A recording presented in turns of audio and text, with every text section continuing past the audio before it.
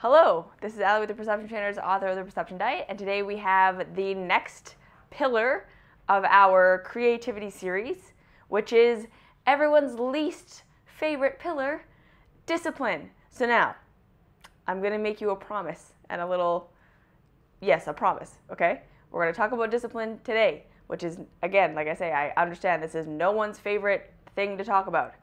But next week, we're going to talk about manifestation, which is everyone's favorite thing to talk about. So get yourself through this one. Use your discipline to listen to this video on discipline, and then you can be rewarded with next week where we will talk about manifestation and everybody will be happy, okay?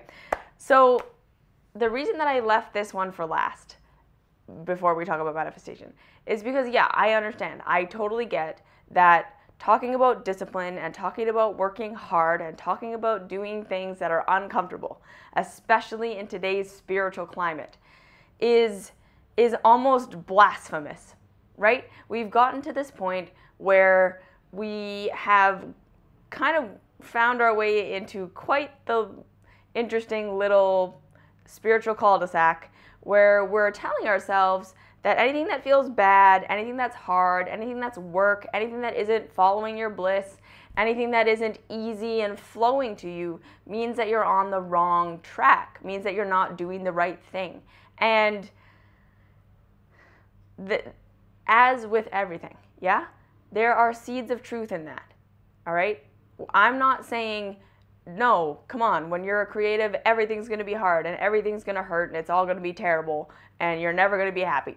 Of course I'm not saying that. Of course, there's bliss, and of course there's joy, and of course there's flow. However, we need to understand that as human vessels, we have to develop the capacity for flow. We have to develop the capacity to maintain and sustain flow, all right? We are like wires that have kinks and knots and things all messed up in them.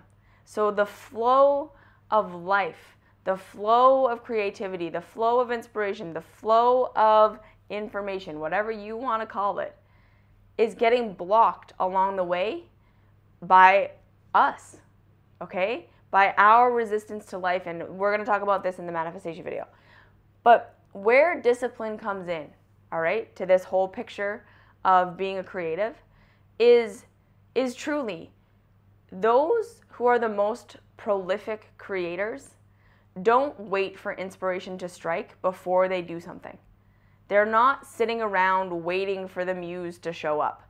There is no, I'll do it when I feel like it, okay? Those people at best will create one little thing that they're proud of and will never reach their potential, okay? And this is the whole backbone of discipline, is that when inspiration strikes is easy. Working when we're all inspired because we had a good sleep or we had a great conversation with somebody or we've been through something and it makes us all excited. Getting started, that's all the easy part, okay? And everybody can do that. Pretty much everyone can receive an idea, can sit in meditation for a couple of minutes and get inspired. That's the easy part, okay? The getting the idea, not hard. Where everything becomes difficult is in the doing it, is in the process of getting from point A, that start, that inspiration, to point Z, whatever it is that you're creating is finished. That journey in between, that is almost all going to be discipline. Now, I want to also kind of put this in a broader perspective, okay? From my own experience, okay, I'm just going to talk from my own experience on this one. In the beginning, meaning when I was first starting Perception Trainers, and I knew I wanted to be a writer, I knew I wanted to express these ideas, I knew I had something to say, and that I wanted to say it, okay? I had lots of inspiration, and I had lots of ideas, and I had lots of things that I wanted to do and that I wanted to say and that I wanted to create. However, actually sitting down and getting those words out on the keyboard, right? Actually sitting down with my computer and writing, actually sitting down in front of the camera and speaking was a completely other thing than being inspired. And I got to a point where I was realizing that I had all these ideas and I had all the stuff that I wanted to say and I had all the stuff that I wanted to do, and I was opening myself up to all this inspiration through, right, all my practices. And this is all kind of weaved together, you see, but we'll get to that. I was opening myself to all these ideas and inspiration. However, I didn't have what it took, the vessel that it actually took to get it out. Okay? I did not have the discipline in place to make myself sit down at the computer and write the stuff. It wasn't easy to just write out my ideas. It wasn't. It took practice and practice and practice. So I'm going to back up a little bit, all right? The kind of person that I am someone who can easily slip into being overly disciplined. Yeah? I can easily slip into being overly constrictive with myself, overly hard on myself, overly controlling, yeah? And this is where I think a lot of people get their resistance to this idea of discipline, is that they really think that it means control and constriction and restriction and putting yourself in the situation where this is what your life is now and you can't go outside that box. Okay, I've lived that. And that's not true discipline, right? That was what I was like when I had my eating disorder. That was essentially a part of discipline gone awry, is when every minute of your day is scheduled and you can't go outside that schedule and everything that you do is planned and it's this ritual that you just do every day and it's this crazy thing. That's not what I'm talking about when I'm talking about discipline, okay? That's control. And that kind of control comes from the root of fear, yes? Not understanding how the world works, being afraid of how the world works, really wanting the world to go this one specific way so that you can be happy, and then trying to control it so that it will be like that. That's not what we're talking about with discipline, okay? Discipline is in this whole other category where we say, I'm going to show up to build my vessel, to build my strength, to build my capacity to hold and channel, right? So to channel is simply to have an idea and to get it out in some coherent way. That's all channeling is. To speak it, to write it, to make it music, to make it a painting, to use it in your life, this idea, right? Organizing your kitchen so that it's more functional and you can create better dishes in there because of that. This is the discipline. Discipline is saying, I'm going to show up in a ritualistic way for practices and essentially expressions that are building my capacity to take inspiration and make it something. Because that's the bottleneck. Getting the inspiration can be, for some people, the hard part. And like I say, so this is, to get to the inspiration part requires discipline. So this is where we do things like practice yoga, going for walks in nature every day, reading books that inspire us, speaking to other people, learning from our own lives, what we're going to talk about in the next video. The disciplines of taking care of our vessels, physical, mental, emotional, spiritual. Yes, this is one of the pillars of true self-care, is when your disciplines and your self-care are coming from wanting to nourish that part of you that receives inspiration, that gets excited about life, that gets excited about what you want to do and what you want to create and why you're here. And we nourish those parts of ourselves through very, very base looking, but essentially which are very high thinking modalities. Like I say, moving the body every day gently. I'm not saying you got to go for a 4-hour run. Not at all. 20 minutes of yoga every day, that you just make that your little discipline. You're going to show up for your body. Move your vessel. Yeah? That's great. You're going to increase the amount of fruits and vegetables that you're eating. You don't have to make any crazy diet changes. It's not about going vegan or going raw or going paleo or going keto or any of that. Just find something closer to how nature is and do a little bit more of that. Drink water. Yeah?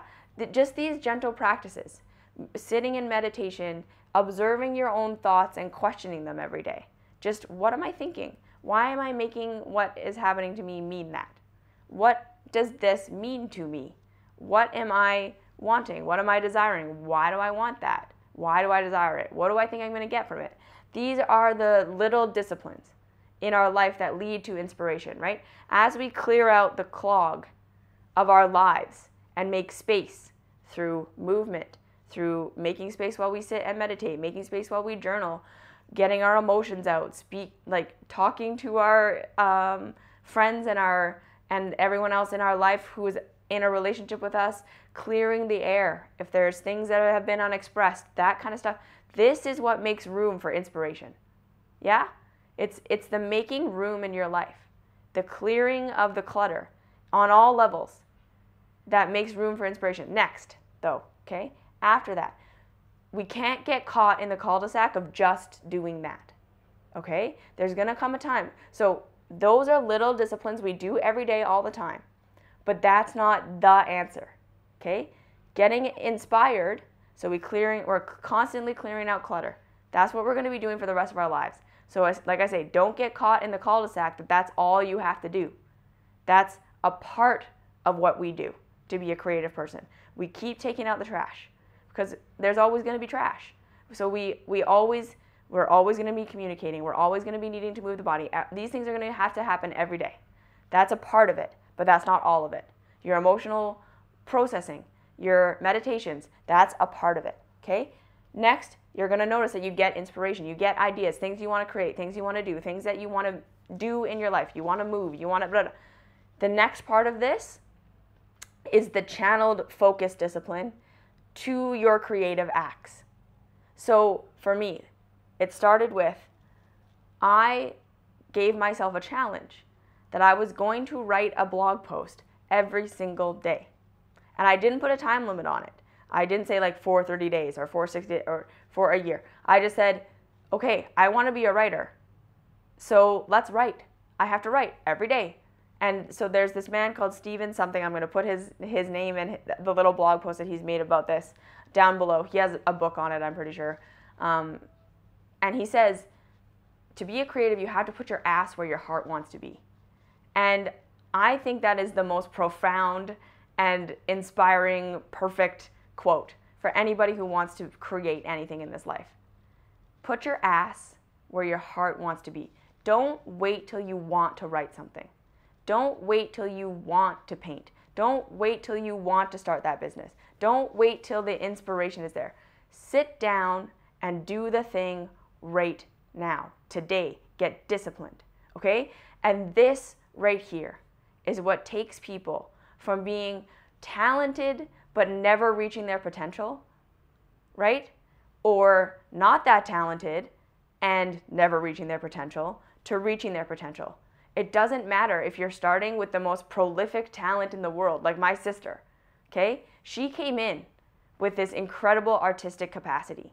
Her drawing skills are above and beyond what mine ever were from day one, for what most people's ever will be from day one. However, she has sat at her desk for hours every single day of her life since she could hold a pencil. And this is why she's creating such prolific works now. There are lots of people that she knows that she went to art school with who had the base talent, who had something that they could have done something with, but they didn't work hard. And their life and their art is not what it could be. And I was I am slightly different, but the same. I didn't have anything that was a prolific calling to me, this is what you're good at, okay? I was really interested in people. I was really interested in God and talking to God and spirituality. That was my thing. But that was like a way more broad thing. I honed in on writing. Again, I did actually hone in on it when I was very young. I'll tell you how I started writing. It's a kind of a silly story, but it illustrates this point of discipline. When I was in grade 5, my beautiful, wonderful, most amazing teacher that I've ever had, Mrs. Larry Lake, hi if you're watching, said something that essentially completely changed my life. I was essentially in the classroom, and one of my classmates, I remember her name is Whitney, I can still remember her name, asked Mrs. Lake, I want to be a writer, what should I do? And Mrs. Lake said, okay, well, great. If you want to be a writer, start a journal, right? You got to practice writing if you want to be a writer. So if you want to be a writer, don't worry about writing stories. Don't worry about all these. Start a journal. And I remember thinking in my head at 10 or 11 years old, however that was, I don't want to be a writer, but I guess I have to start a journal. And I did. And now if you look in my parents' house, I have probably 20 journals that I have filled from grade 5 through to, like, literally now I have a journal. I have journaled for my entire life since I was 11 years old. And so I was practicing writing every day, every other day, essentially for the last 19, 18, 17 years. Yeah? And so there's a reason why I've reached a level of proficiency with it where now it's not so hard. So go back to that time where I said, okay, I'm going to write a blog every day for however long I said I was going to do it. I said, I'm going to produce a blog every day. I want you to know, during the first 6 months of that, there were days where it felt physically painful to sit and write a blog post. It felt like it was coming from the marrow of my bones, and it was actually so hard and so painful to get it out. And this is the real thing of discipline, okay? Because in order to produce that which you came here to produce, whatever that is, like that doesn't have to be, like I say, a creative work, it could just be like your life. It's gonna require that you reach into the deepest, darkest, most hidden caverns of yourself to bring forth and channel this inspiration. It's hard work to live an inspired life at first. In order to open that vessel, you have to sit there and put your ass where your heart wants to be every single day. And you're going to have a million excuses. You're not good enough. Who are you to be doing this? You don't deserve this. This is a waste of time. You're not good yet. You're not impactful. You're not powerful. You don't have anything special to offer. Who are you to think that you should do this? This might not go anywhere. You might not be able to make money at it. How do you know? When are you going to make money from this? You're going to have all those thoughts. And you have to do it anyways. You have to have all that thoughts, all that fear. And you have to sit there and do it anyways. And that is what is going to turn you into someone who will eventually be so inspired that your creation isn't hard anymore. So now I'm at this place where sitting down and writing something every day, I can sit there and write literally 2,500 words in an hour and a bit. And they're all great. There's not a huge amount of editing that has to be done. Not because I'm so prolific, because I've practiced. I've been so disciplined with this that I'm good at it now. So the challenge and the discipline of it starts to not be how we do it anymore, and it just starts to become a part of your life. The channeling of the inspiration, which means the getting the inspiration, the getting the idea, that part of the life you've got figured out. You're cleaning up your life every day. You're doing that stuff, knowing that that's a means to an end. That's not the point of your life. And then you just show up every day. Eventually, the showing up every day just becomes what you do. It becomes routine. It becomes natural. And not to say, and then it becomes your bliss. Okay? That's when it's going to be bliss. When you've done enough discipline that you can efficiently channel what's coming through. In the beginning, you're not going to feel like that because you don't have the vessel to do it yet. And the way you build it is by doing it. So do not frickin' wait until you want to. Don't wait for your muse. Don't wait till you're inspired. No. Start right now. Make it a discipline. Hear all those thoughts that tell you you shouldn't be doing it. It's a waste of time. You can't do it. It's hard. I don't like it. This isn't bliss. This must be wrong, blah, blah. Do it anyways. This is what will make you prolific. Okay? Like, share, subscribe, do all that fun stuff. And I'll see you in the last video where we'll talk about manifestation.